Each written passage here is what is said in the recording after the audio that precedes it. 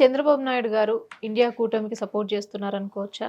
లేకుంటే కాంగ్రెస్ పార్టీకి support చేస్తున్నారనుకోవచ్చా? BJP పార్టీకి సపోర్ట్ చేస్తున్నారనుకోవచ్చా? లేకుంటే అందరి వాడనుకోవచ్చా? అసలేమనుకోవాలి మేము? మీరేమనుకున్నా ప్రజలేమనుకుంటారంటే, ప్రజలు చంద్రబాబు నాయుడు గారు మావాడని అనుకుంటున్నారు, మనవాడు అనుకుంటున్నారు. ఓకే. ఫస్ట్ చంద్రబాబు నాయుడు గారికి ఎప్పుడు ఎన్నికలు వచ్చినా చంద్రబాబు నాయుడు గారిని మేము ముఖ్యమంత్రిగా చూడాలని ప్రజలు అనుకుంటున్నారు.